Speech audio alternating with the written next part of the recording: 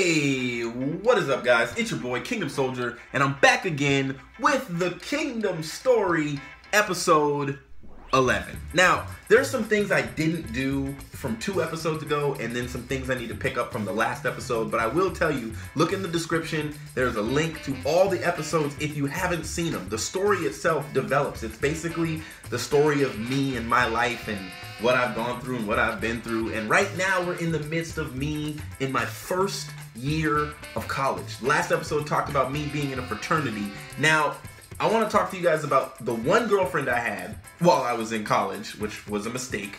I want to talk to you about a horrible, embarrassing moment when I rapped in front of a lot of people and it was bad. And then I'll kind of end this episode off talking to you about when I almost got in a fight in my first year of college. So I'll start with the rap story. So I was a part of this organization, and basically we put on a rap battle. You know, when I was in school, my roommate was named the Analyst, and he was from Brooklyn, he was from Bed-Stuy. He lived right by Biggie. He had all the marks of someone that grew up in Bed-Stuy. He had knife wounds and stuff in his arm and in his face, and was just a cool cat though. Was just awesome. And he was called the Analyst, and his bars were just so ridiculous. Like, you had to actually break his bars down, like old school, like Cannabis the rapper. Like, you had to break his bars down to figure out exactly what he said. And Analyst had won this rap battle the previous year. Became my roommate, and he was going up against this guy that rapped like Big Pun. I mean, and this was, woo, buddy, I want to tell you, this was one of the best rap battles ever. And we got to a point where they were trying to decide who won. These two had both rapped, and they were trying to decide who won, and I was a part of the organization. I was helping host it, and they said, hey, Anthony, can you figure something out, do something during this intermission? Like, we're having a hard time tallying up the scores of the raps. And I said, okay, so I'm gonna rap. Not a good idea. My bars were terrible. And here's the sad thing. Like, I got up there and I started spitting, and I could see the crowd not responding, but I was spitting a written, so I just kept going. And it just was like crickets chirping in the room. And instead of freestyling, which I should have done, everybody told me that afterwards, you should have just freestyled. But I didn't feel confident with 900 people in the room for this awesome rap battle, and they just heard these great people rap, and I didn't feel confident freestyling. So I spit a written, and it was a bad one. And I kind of just dropped the mic, but in a negative way, like, not like oh, I did good, but like, okay, let me just put this down and walk away because this is horrible. I mean, it was bad. It was one of the more embarrassing moments of my freshman year, and of course, as a freshman, that hurt. But what I want to do today for you guys is I want to make up for that whack rap. And there was an episode of The Sticks, and I was watching it the other day, and I forgot that this happened, but my Skype had died. And while my Skype was dead, I think Landon, Hitch, and Goalie were still on the show. And Hitch was like, well, while we're waiting for Kingdom, do you want me to do my Kingdom diss? And he did his Kingdom diss. And of course it was amazing. But I never got him back. So I'm just going to kind of say some stuff. Some stuff's going to come out. And maybe I'll make up for those bad bars. So, This is to Hitch. Hitch, in the first 10 minutes, you get as many views as I get in 10 days. By this time tomorrow, if you respond, people will be like, ooh, Kingdom's been blazed. And I saw your bars on the sticks, but to me, they were basic. People compare you to me and say that I'm poor and you're rich. But at the end of the day, I've got Bay. But like Skip, you're Bayless.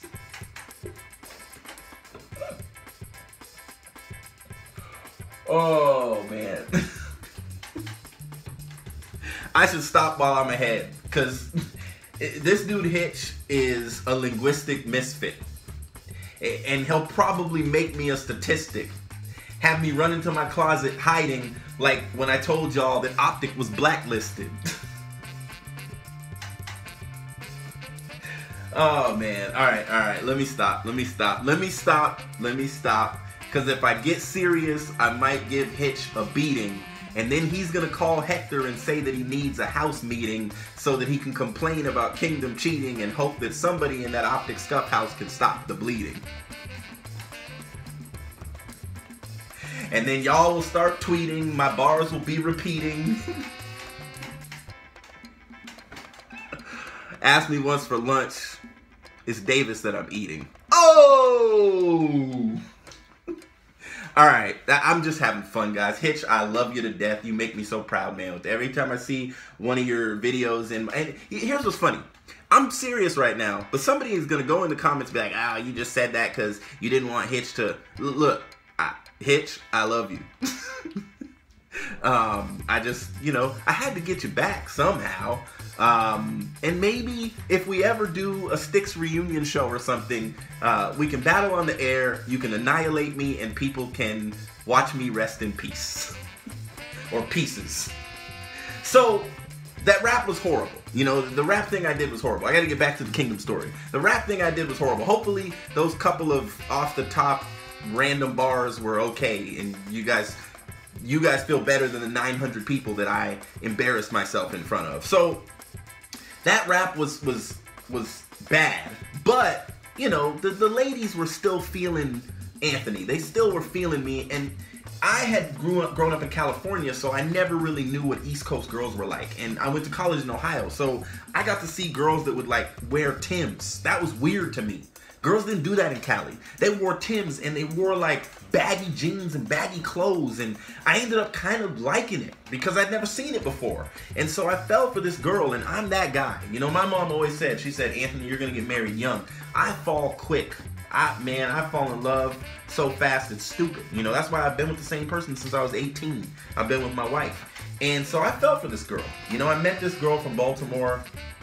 I won't say her name. And I fell for her, and we were together for like 3 or 4 months, and then a tornado hit our school, and the tornado hit the girls' dorm, like actually hit it and damaged some of the electrics and stuff like that. And so they put all the girls that were in that dorm, or that hall, they put them all in a hotel for safety while they dealt with the wiring in the building and stuff like that. And one day, one of my boys wanted to go to the hotel. It was like the second day that they were there, wanted to go to the hotel to see his girl or whatever. So me and my boy Joe drove up there to drop him off.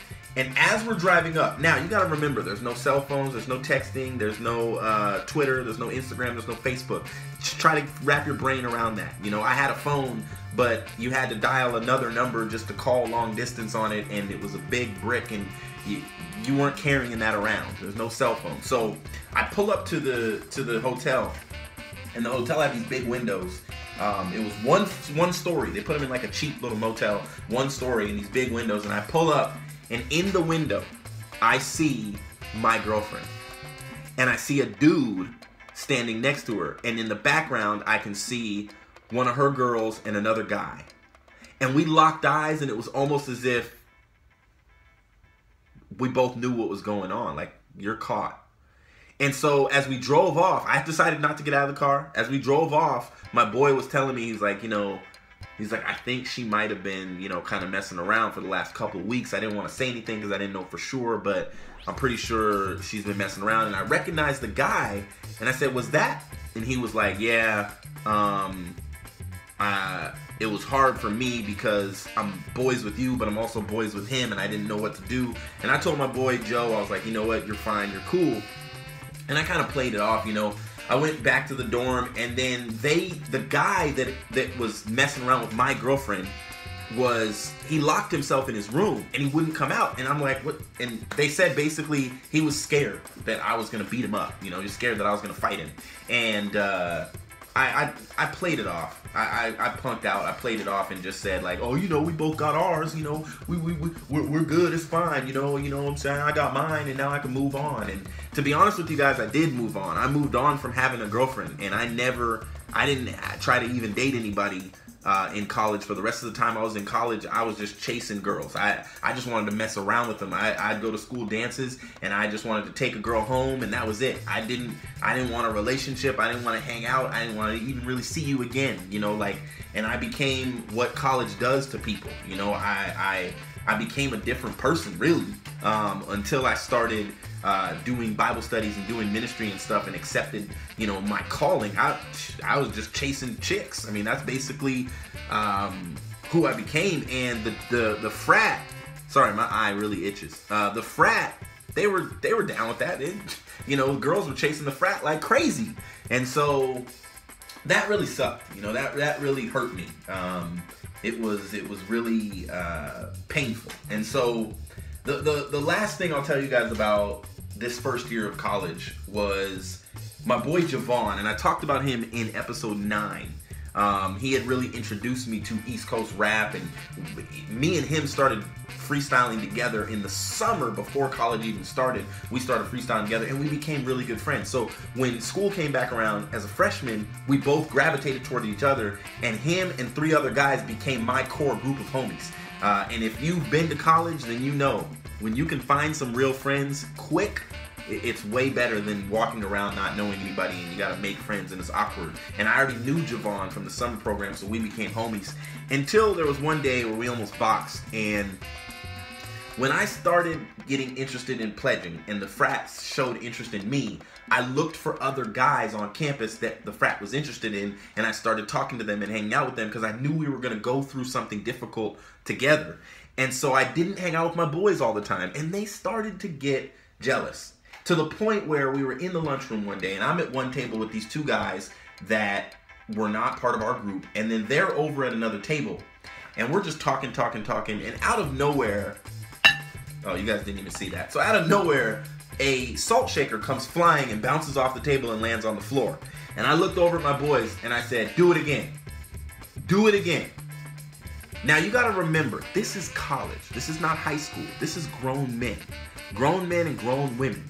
And in the cafeteria, there's probably like 300-400 grown people, adults. And so I'm sitting there, we're talking, whoop-de-whoop, and the salt shaker lands right in front of me on the table. I grabbed it, I stood up, and I chucked it at Javon as hard as I could. And I'm talking in the middle of the cafeteria. I just stood up and I chucked it, and I said, "Stop!" Now, I went a little too crazy.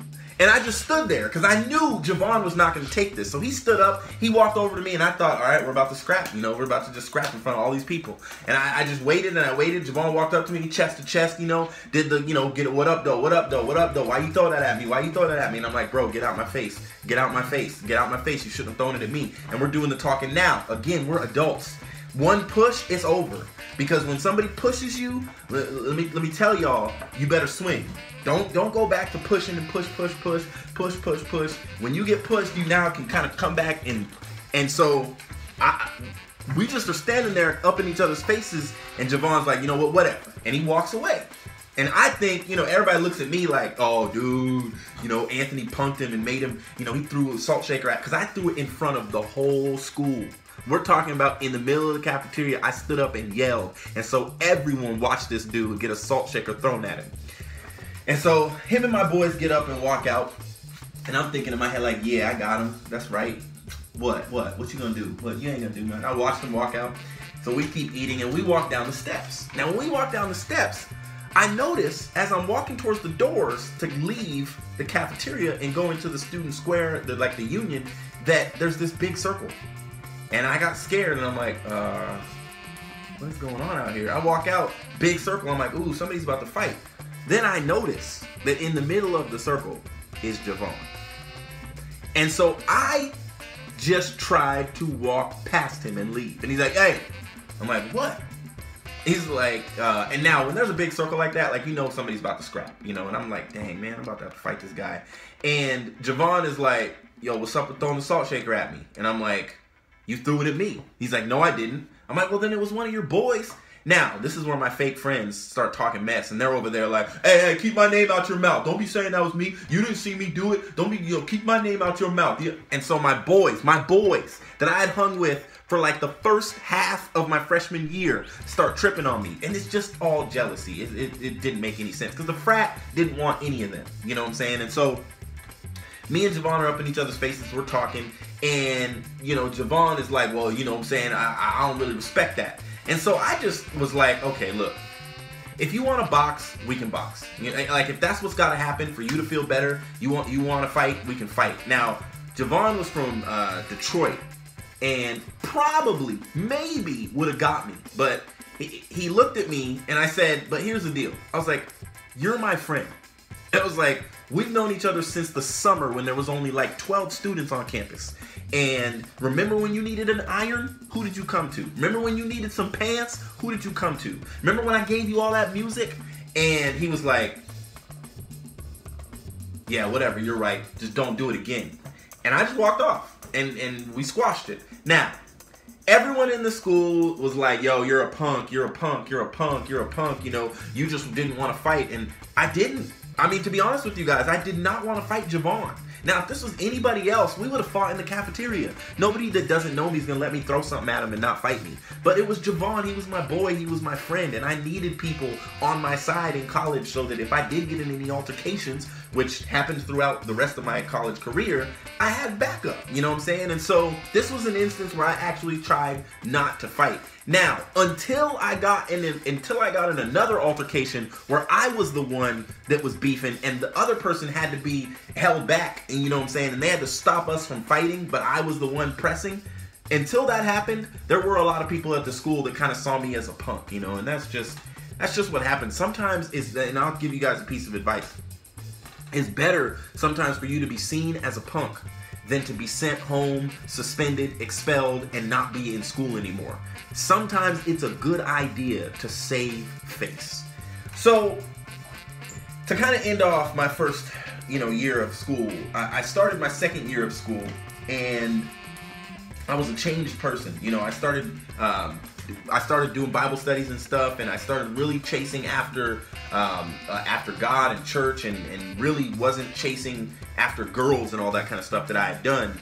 And I changed. I was like a new person. And my mom sent me back to school for after the summer. I was going back to school for the winter. I had my girl at home who's now my wife, and I was a happy guy, except my mom hadn't paid for school yet. And so for 2 weeks, I was like, I was a ninja. I was in the dorms and I wasn't supposed to be because I hadn't paid for school. I didn't have anywhere to stay. I stayed in my boys' rooms. I stayed in different rooms. They couldn't catch me. And then finally my mom sends the check, and I'm so happy. I take it to the dean and I give her the check, and she rips it right in front of me. She's just like, and I'm like, what are you doing? And she says, I'm not taking this. She says, you're that guy that's been in my dorms for 2 weeks that I've been trying to find so I could get rid of you. You have 24 hours to get off my campus. Have a nice day. And I just stood there like, dang, what the heck am I going to tell my mom? I got to get off the campus, and I'm in Ohio, and I got to find my way home. I mean, my mom will be happy because this $12,000 check isn't going to get cashed. So she'll have no problem buying me a plane ticket. So I went and said bye to all my boys, all my homies, and I left Ohio forever. I never went back. And I'll leave it there. And we'll pick up, like, how did I put my life together and how did I get where I am after I got sent home from college in 2000. Oh, maybe it was 2000. I think it was 2000 or 2001. Nevertheless, this is your boy Kingdom Soldier, and I will see you guys in the next video. Peace.